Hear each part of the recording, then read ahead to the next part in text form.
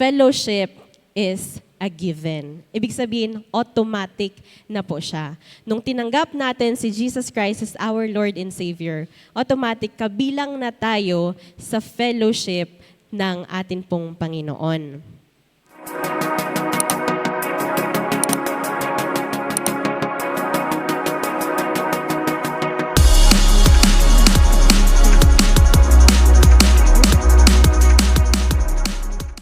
Isa pong napakagandang umaga sa bawat isa. Nais ko pong simulan ang mensahe ngayong umaga sa quotation po na sinabi ni Rupertus Meldenius. Isa po siyang 17th century German Lutheran at sinabi po niya ang ganito: In necessaris unitas, in non necessaris libertas, in utrisque caritas. In necessaris unitas, in non necessaris libertas, and utrisque caritas. Ibig sabihin po nun, in essentials, unity, in non-essentials, liberty, in all things, charity. Sa tema po natin ngayong buwan na training and fellowship, isa po siguro sa greatest challenge o pinakamalaking hamon na pwede pong makaharap ng isang simbahan o ng Christianity ay yung tinatawag po nating division o pagkakahati-hati. Nararamdaman niyo po ba yon sa ating church? Sometimes. Ayan. Pero hindi lamang po ito nangyayari sa loob po ng Ojongan Foursquare Gospel Church. Ito po ay sa kabuuan ng Kristyanismo. Marami pong pwedeng maging dahilan, pwedeng pagkakaiba ng kultura, siguro yung way ng pag-worship sa Panginoon, yung mga musika, yung tugtugin, yung pananamit po natin, yung prefer po natin na maging modest, o kaya t-shirt or pants lang, okay lang sa kanila yung mga ganon. Pwedeng sa ganon. Pwede rin naman po na ang dahilan kung bakit nahati ay pwedeng natisod, nasaktan, kaya humiwalay na doon sa church. Pwedeng nakaranas ng pagkatampo dahil na-correct ng isang leader ng isang church. O possible din naman po na nagkaroon ng magkaibang interpretation o application sa salita ng Diyos, kaya nagkaroon po ng division. Ngunit alam niyo po ba na ang division na ito ay hindi lang po sa panahon natin nangyayari? After pong mabuo ang Christianity sa nation po ng Israel, dinala po ni Apostle Paul ang gospel sa mga Gentile places, kagaya po ng Rome, kasi isa po siyang missionary. At siya po ay nagkaroon ng missionary journey. Pero during 1054 po, 1054, mayroon pong malaking pagbabago ang nangyari sa history po ng church. Ito po ang tinatawag nating The Great Schism. Ang patriarch po ng Constantinople o yung modern day Istanbul ay nagkaroon po ng conflict with the Pope of Rome. Dahil nahati po sila, ang Pope of Rome po ay nabuo itong the Western Church at ang Patriarch of Constantinople naman naging the Eastern Church. At yung Roman Catholic Church, naghiwalay po sila with the Orthodox Church. Ngunit ang salita po ng Diyos na binahagi po sa atin noong nakaraang linggo, sinabi po sa atin yung basis ng atin pong pagsasama-sama, ang basis ng atin pong fellowship. Sa Ephesians chapter 4, verses 5 to 6, mayroon po tayong one Lord, one faith, one baptism, one God, and Father of all, who is over all, through all, and in all.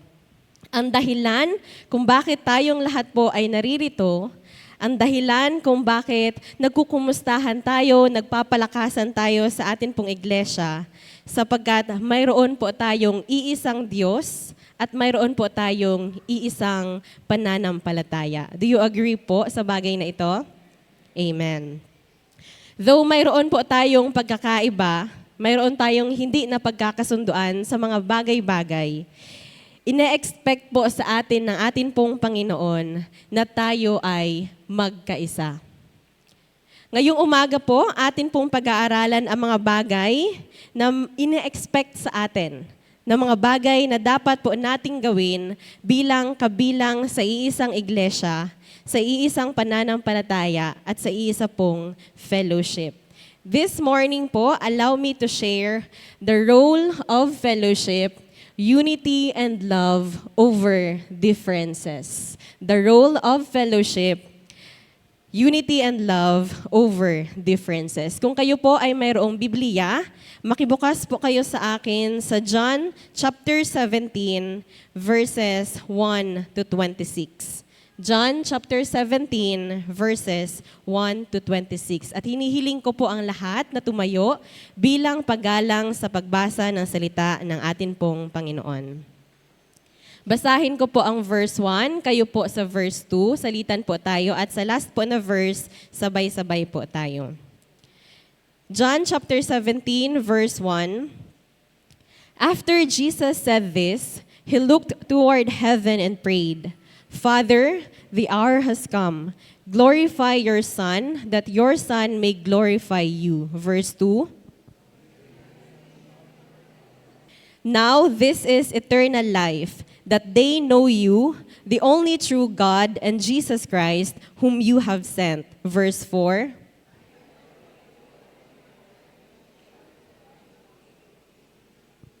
And now, Father, glorify me in your presence with the glory I had with you before the world began. Verse 6.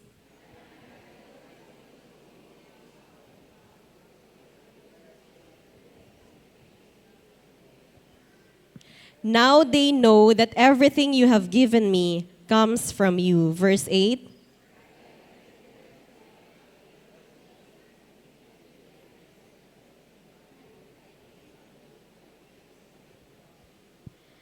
I pray for them. I am not praying for the world, but for those you have given me, for they are yours. Verse 10.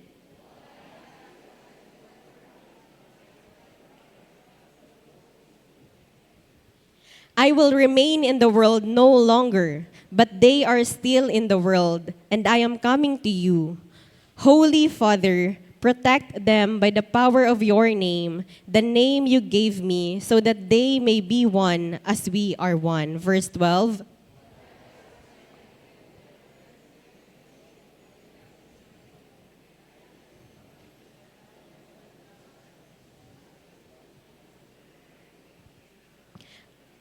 I am coming to you now, but I say these things while I am still in the world, so that they may have the full measure of my joy within them. Verse 14.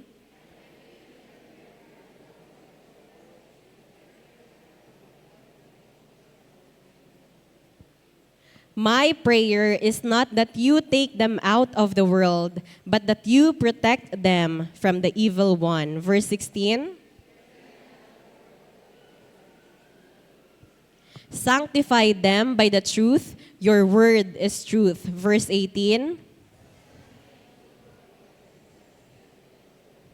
For them, I sanctify myself, that they too may be truly sanctified. Verse 20.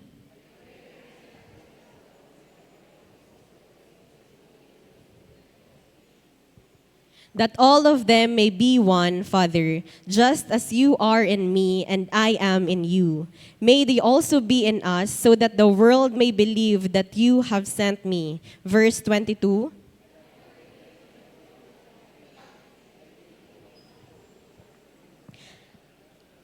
I in them and you in me, so that they may be brought to complete unity. Then the world will know that you sent me and you have loved me even as you have loved me. Verse 24.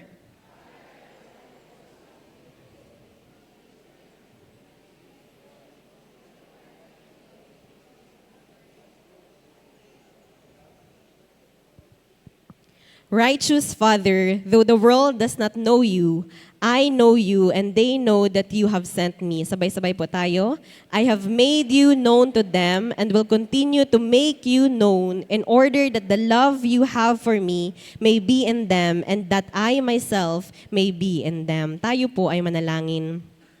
Panginoon, kami po ay nagpapasalamat sa ngayon pong umaga sa pagkakataon, Panginoon, na kami ay makarinig ng inyo pong mga salita, ng instruction niyo po, Panginoon, para sa bawat isa sa amin.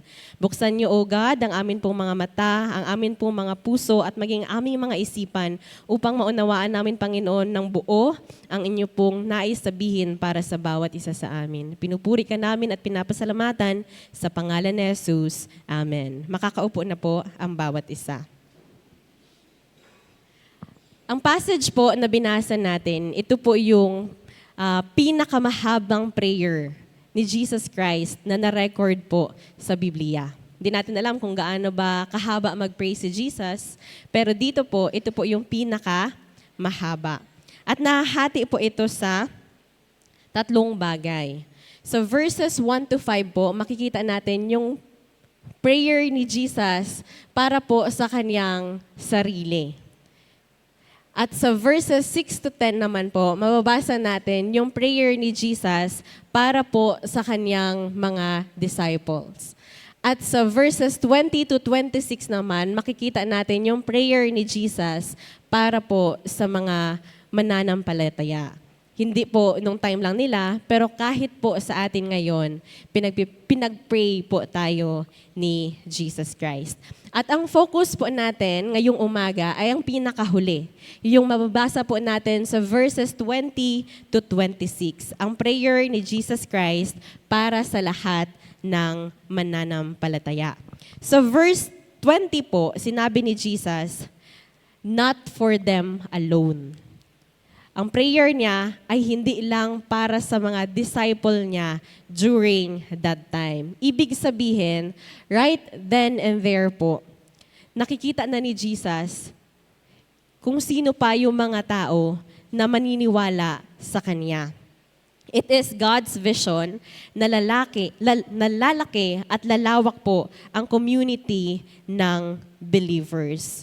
Ang ibig sabihin po nun, ang katotohanan, ang gospel, hindi po mag-i-end sa kanyang mga disciple. Kundi mayroon pong mission na dapat maibahagi ang katotohanan, ang salita ng Diyos upang mayroong next generation ng believers. At ganoon din po sa bawat isa sa atin, ang salita ng Panginoon, hindi siya mag-i-end sa atin ngayong umaga. Kundi mayroon po tayong mission na maibahagi din ito sa susunod pang generations. Ipangaral at ituro ang gospel po sa ibang tao.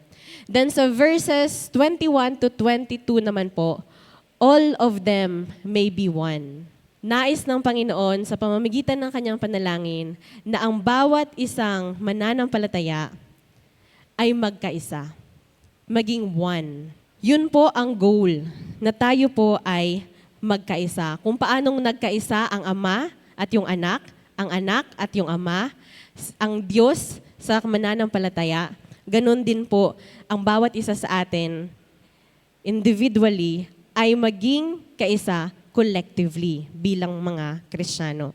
And then sa verse 23, makita po natin, so that they may be brought to complete unity. Yun naman po ang ine-expect na mangyari. Hindi po unity bilang simbahan, bilang organization, bilang institution, pero ang unity po inward, spiritual. Kasi sabi po sa 1 Corinthians chapter 6 verse 17, but whoever is united with the Lord is one with Him in spirit. Kung tinanggap po natin ang Panginoong Hesukristo bilang ating Panginoon at tagapagligtas, tayo po ay kaisa ng Diyos. At ganoon din po sa Galatians chapter 3 verse 28, there is neither Jew nor Gentile, neither slave nor free, nor is there male and female, for you are all one in Jesus Christ. Wala na pong lahi, wala na pong posisyon, wala na pong gender, kundi tayo po ay wala na pong label, kundi tayo po ay nagkakaisa na bilang isang katawan ng atin pong Panginoon. Tayo po ay, as Kristiyano, nire-representa po natin si Jesus Christ as one. Knowing these things po, ano po yung mga truth na pwede po nating makita sa passage po na atin pong pinag-aralan? Number 1 po, fellowship is a given. Ibig sabihin, automatic na po siya. Nung tinanggap natin si Jesus Christ as our Lord and Savior, automatic kabilang na tayo sa fellowship ng atin pong Panginoon. Hindi po ito nakabase sa activity na, ay, punta tayo doon sa fellowship.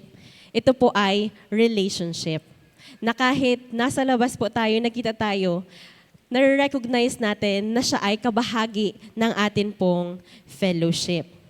At ganun din naman, dahil nasanay na nga po tayo na ganoon, tandaan po natin that it is not something na need po nating ma-achieve, kundi ito po ay given. Kasama na po, naka-entail na po yung fellowship na iyon doon sa atin pong pananampalataya. Number 2 po, na katotohanan na makita natin doon, ang division po, nag-e-exist din po siya within the fellowship. At yun po yung nakakalungkot. Marami po sa present division sa nangyayari sa loob po ng iglesia ay dahil po sa atin po mga failures bilang Kristiyano, bilang human being. Kasi meron po tayong mga iba't ibang personality types, meron po tayong mga ugali noong nakaraan na parang gusto nating pangatawanan pa. Pero mga kapatid, hindi po ganun dapat. Araw-araw, binabago tayo ng Panginoon from glory to glory. At hindi natin, dapat nating iwanan yung mga bagay na iyon. At this is not God's design for His church na magkaroon po ng division. Kasi nais po ng Panginoon na magkaroon tayo ng pagkakaisa. Third truth na pwede po nating makita sa atin pong binasa, ang fellowship po natin, mayroon po siyang impact sa labas, sa mga nakakita po sa atin. Kung paano natin i-treat yung ating kasama sa isang panampalataya, magkakaroon po siya ng impact sa mga hindi pa nakakilala sa atin pong Panginoon. Anong klase po bang kwento ang nalalaman ng mga hindi pa natin kasama sa atin pong pananampalataya? Positive po ba yung impact na nabibigay natin sa kanila? O negative po yung impact na ibabahagi po natin sa kanila? The unity of believers po should serve as a powerful testimony para po sa mga hindi kabilang sa atin pong fellowship. When they see us united, marirealize po nila at makikita po nila ang katotohanan po ng sinasabi ng salita ng Panginoon. Tayo po ay nagkakaisa, tayo po ay kagaya ng isa pong lubid. Diba? May 3 strands, pero kapag pinagsama-sama, nagiging matibay po siya, nagiging united po siya. Ganon din po tayo mga Kristiyano, nakabilang po sa iisang fellowship.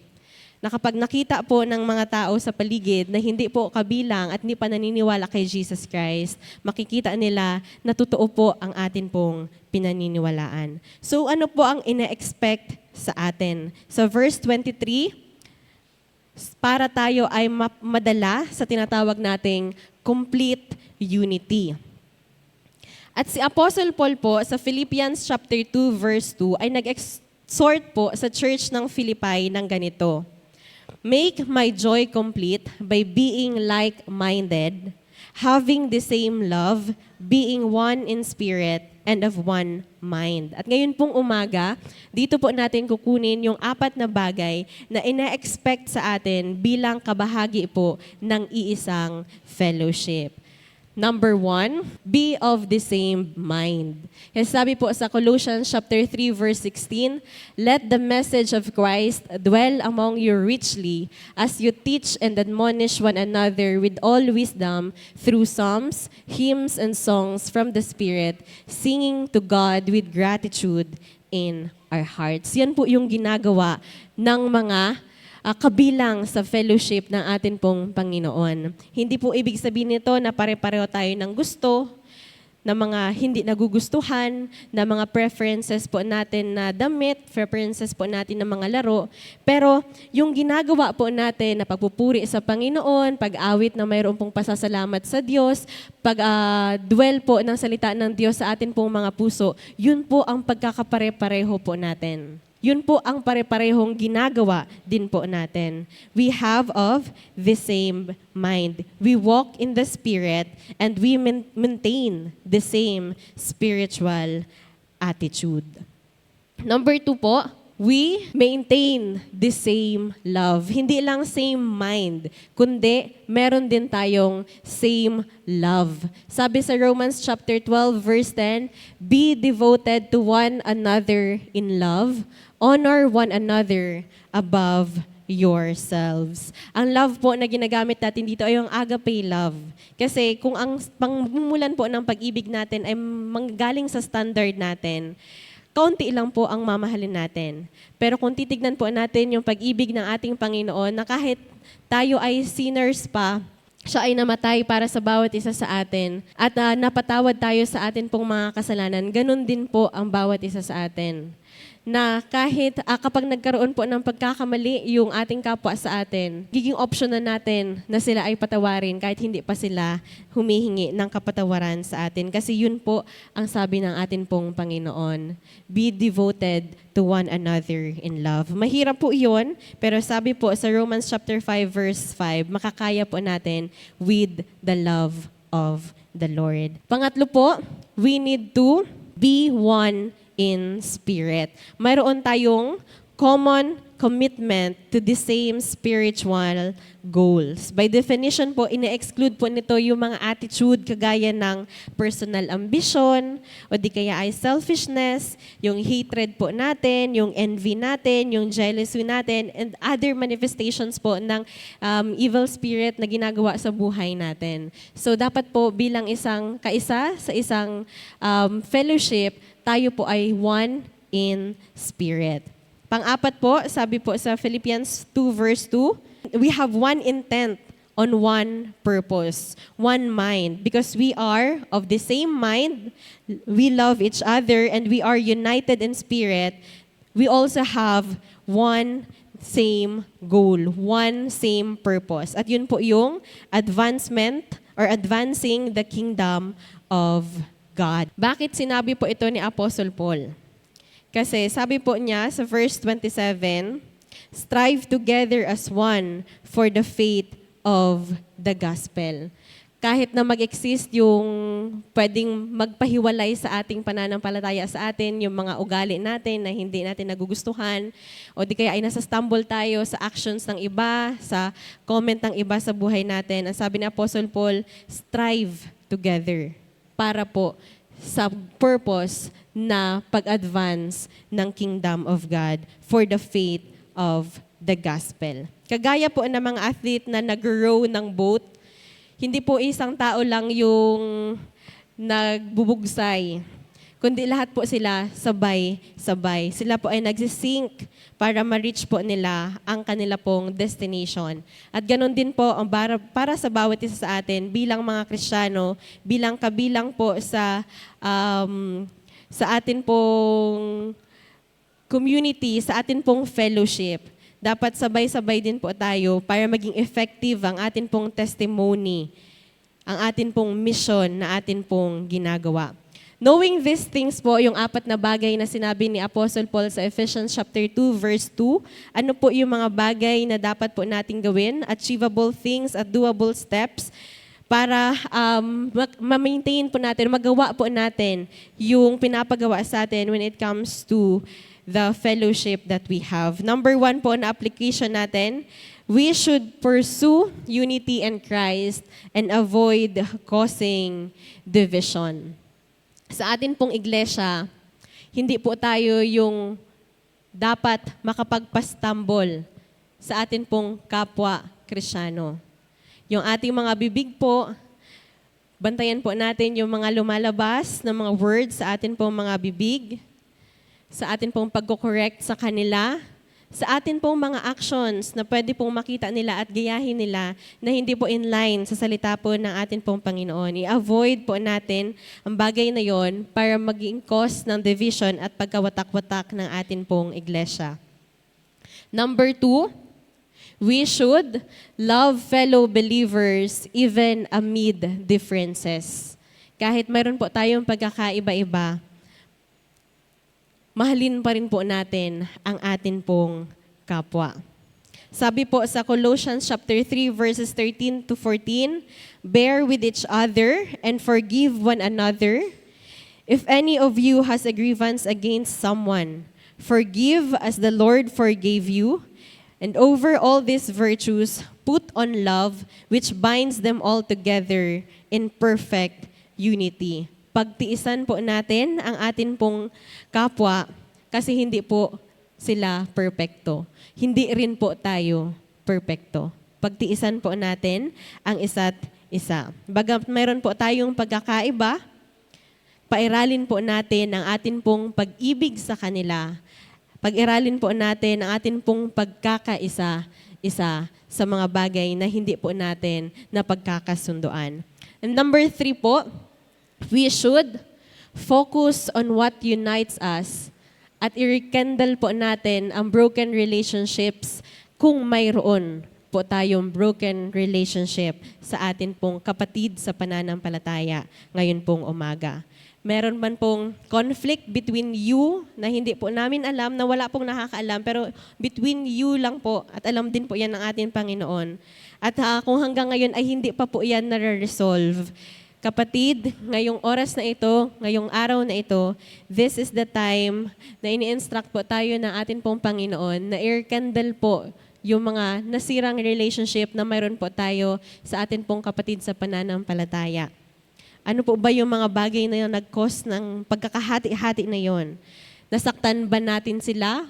Or tayo ba ay nasaktan sa mga nasabi nila sa atin? This is the time po to tell them, kausapin po natin sila, lapitan po natin sila ngayong umaga, at humingi tayo ng kapatawaran sa kanila at patawarin po natin sila. Nais ng Diyos po na tayo ay manumbalik sa original design niya, na tayo ay magkaisa, na tayo ay iisa bilang tayo ay kabilang sa iisang fellowship, sa iisang pananampalataya at sa iisang under ng iisang Diyos. So kung ang Panginoon po ay kinakausap kayo ngayong umaga, wag po nating i-harden ang atin pong mga puso. I-reach out po natin yung taong iyon. Lapitan po natin, itap po natin ang shoulder niya ngayong umaga at humingi po tayo ng kapatawaran sa kanila. God expects us to demonstrate that complete unity kung paanong ang Ama ay kaisa sa Anak at ang Anak sa Ama at ang Diyos sa mga mananampalataya. Ganon din po, ang kapwa mananampalataya ay kaisa sa kapwa niya mananampalataya. Upang makita ng mga taong nakapaligid sa atin na si Jesus Christ, ang sinabi ni Jesus Christ ay totoo sa atin pong mga buhay at kung paanong nag-glorify ni Jesus ang Ama, ganon din po, mag-glorify din natin ang Ama sa pamamagitan po ng ating fellowship habang tayo ay nandito po sa lupa.